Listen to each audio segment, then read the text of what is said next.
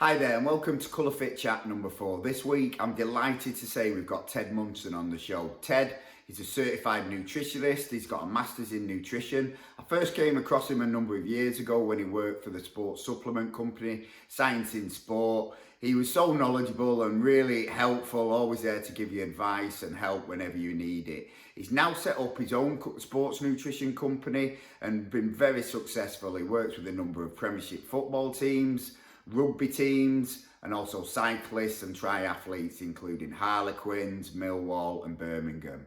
I would advise though that you don't follow him on social media. It does end up making you feel a bit lazy because this lad runs more than Forrest Gump.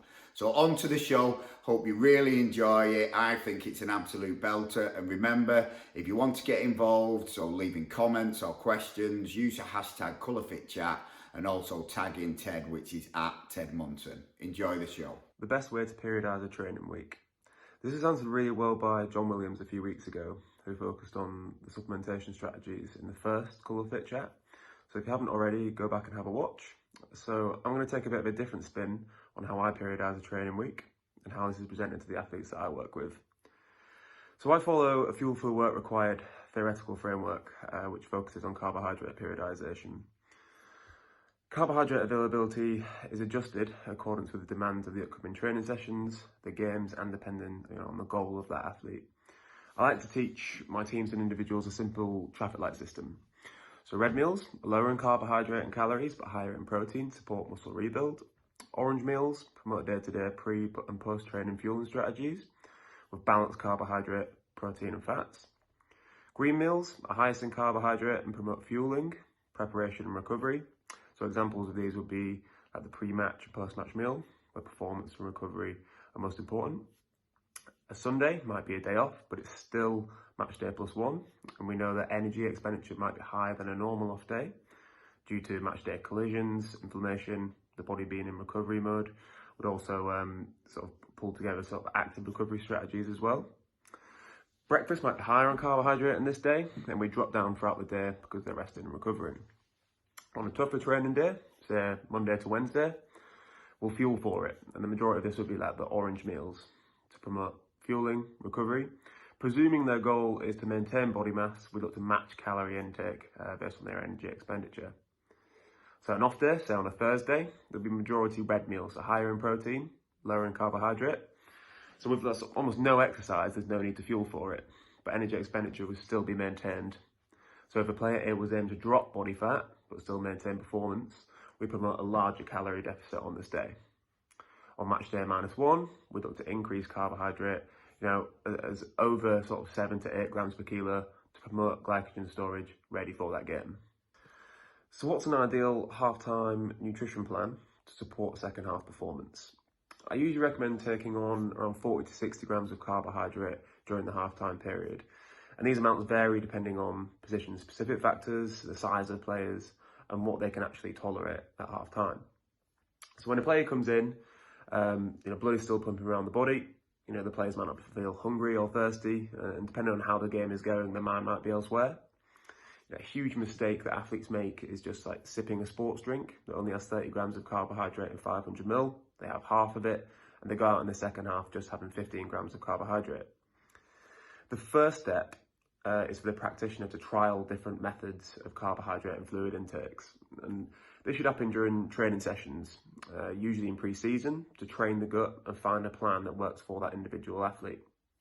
At the very minimum, a half-time changing room should include isotonic sports drinks that contain electrolytes, bananas, grapes, oat-based flapjacks, serene loaves, soft sweets, and energy gels which promote quick digestion.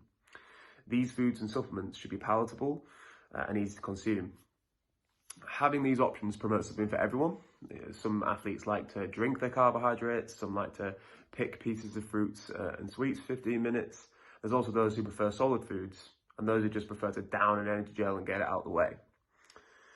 Taking on combinations of carbohydrate promote rapid digestion. The most popular would be the 2-to-1 glucose-fructose ratio, but I think people get caught up on these ratios when the most important aspect is finding a combination that works well for the individual athlete to hit that 40 to 60 grams of carbohydrate during that time. So an example for an athlete just finished the first half, start sipping a carbohydrate electrolyte drink from the whistle, heading into the changing room. They grab half a banana, and a couple of minutes before heading out, they consume an energy gel. This will provide around 50 grams of carbohydrate, key electrolytes, and fluids. After we get this right, we need to think about other factors such as caffeine. We know that 3 milligram per kilo is an optimal dose, but some players like to split that dose pre-match and at half-time. We may also have to prepare for cramp-prone players and individualise their electrolyte intake. Immune function, prevention and management. So we're currently well into that time of year when illness usually strikes, particularly that upper respiratory tract infection. And working in team sports, like that can spread rapidly. This has a huge detrimental effect on performance and can cost a lot for teams, especially having multiple players either out or underperforming while being ill. So firstly, we need to focus on prevention. And we really need to go back to the basics of general hygiene in an athletic environment.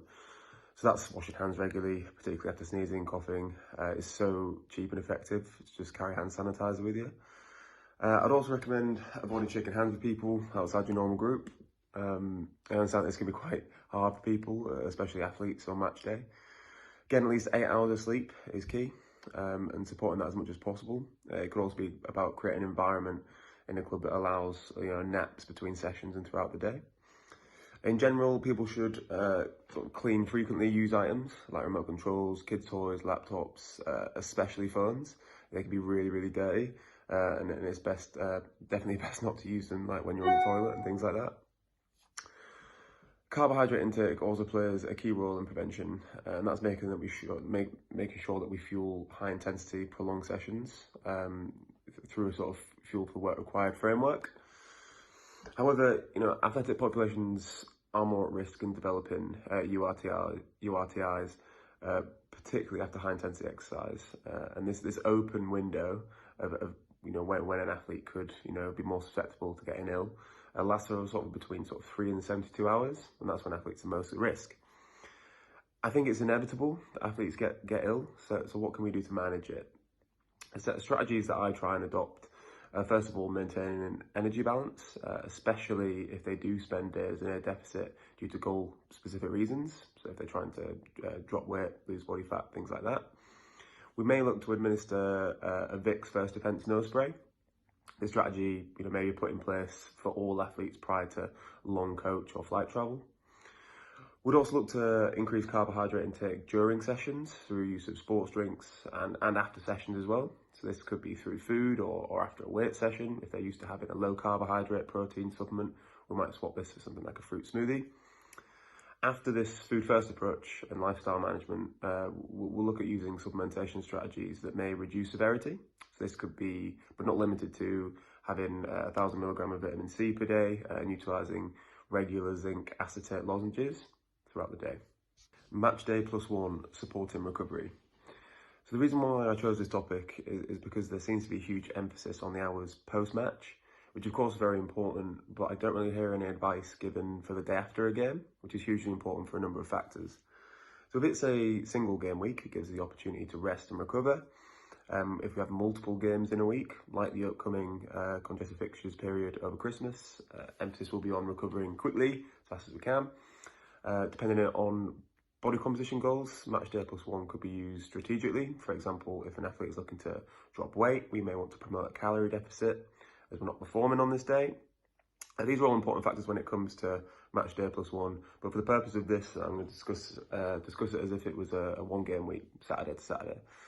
So the first consideration, presuming the goal is recovery, is to have calorie intake match expenditure. So we have to consider that depending on the sport, RMR and total energy expenditures may differ.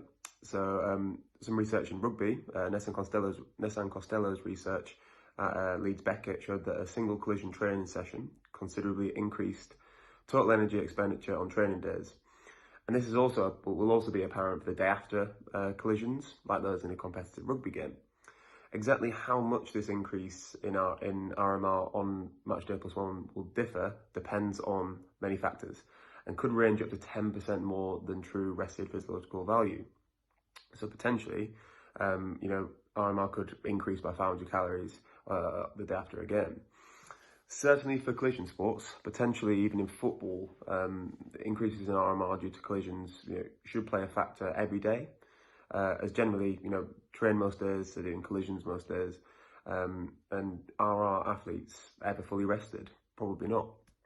But with match day plus one, we're generally not undertaking a full training session other than active and passive recoveries.